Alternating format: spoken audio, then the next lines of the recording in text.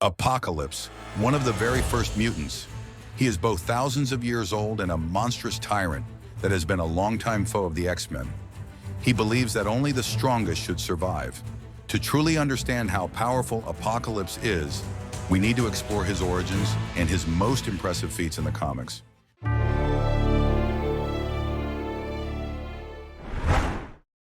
Apocalypse, born in Sabah Nur in the ancient city of Aqaba, over 1,000 years ago.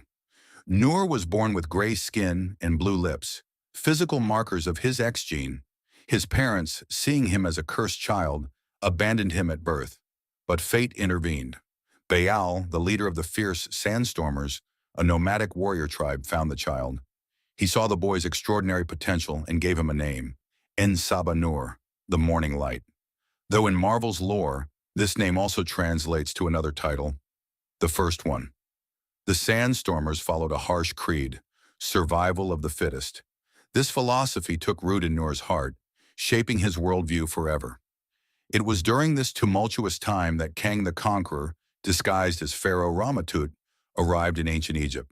Ramatut knew what Nur could become, Apocalypse, a force capable of reshaping worlds. Determined to end that future before it began, Ramatut sent his general, Ozymandias, to annihilate the Sandstormers.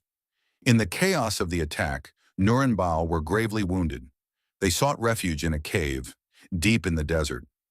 There, Baal revealed an astonishing secret, ancient advanced technology left behind by the Celestials, beings of godlike power. But the revelation came too late. Baal succumbed to his injuries, leaving Nur alone. Grief-stricken, consumed by rage, Nur vowed vengeance against Ramatut. Disguised as a slave, Nur infiltrated the pharaoh's palace. There he encountered Nefri, Ozymandias' sister. A fleeting bond formed between them, a fragile connection that could have changed his destiny. But when Nefri saw his mutant form, her reaction was not love, it was horror.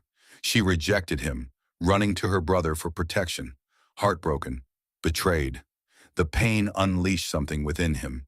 His dormant mutant powers awakened in a storm of fury, granting him unimaginable strength.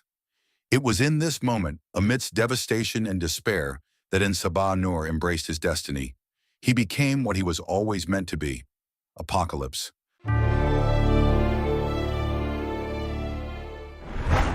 Let's start with Apocalypse's shape-shifting abilities. In X-Factor Volume 1, issue number 6, Apocalypse establishes himself as an absolute force of nature. He's essentially saying, I can do whatever I want with the molecules in my body. Because he has complete molecular control, Apocalypse can reshape his body into anything. For example, in X-Men, Apocalypse versus Dracula number 2, he extends deadly tendrils from his arms to snap the necks of vampires. In that same issue, he forms a massive claw to pierce the hearts of multiple vampires at once. He's also been shown creating wings from his arms to dodge Cyclops' optic blast.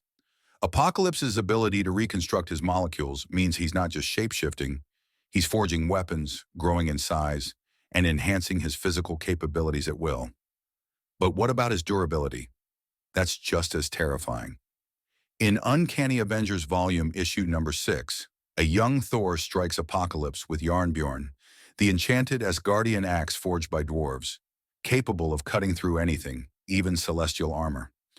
But when he pulls the axe away, all it left behind was a scorch mark. And just like that, the scorch mark instantly heals. Even more impressively, in the Mighty Thor, Jane Foster's Thor smashes him in the face with Mjolnir at full force. And it doesn't even draw blood. Imagine that. Taking a direct hit from Mjolnir and just looking back at Thor like nothing happened. Apocalypse isn't just strong, he's on a completely different level. In X-Factor number 68, both the Inhumans and X-Factor throw everything they have at him. And Apocalypse? He doesn't even flinch. If you want to talk about raw strength, look at the Incredible Hulk number 456. Apocalypse manhandles the Hulk in Egypt, restraining him with ease using his molecular cables. Hulk struggles but never breaks free. Apocalypse only lets him go by choice. That's insane, considering Hulk is super strong. And then there's Icarus of the Eternals. Unlike the watered-down version from the MCU, comic book Icarus is a Superman tier character. A near-immortal with strength on par with Hulk and Thanos, plus telepathy, telekinesis, cosmic energy manipulation, and more. In Eternals, Apocalypse faces Icarus. Icarus then fires his laser vision, but Apocalypse just reshapes his body, so the beams pass harmlessly through him. He retaliates by enlarging his arm and punching Icarus across the battlefield. When Icarus retaliates with a massive punch, Apocalypse shrugs it off like nothing happened, then grabs Icarus in a bear hug so tight that the Eternal starts screaming. But that's not all. Apocalypse then creates a blade from his own chest and impales Icarus, as the Eternal lies wounded. Icarus desperately fires another energy blast, but Apocalypse dodges and transforms into a plane, flying away while laughing.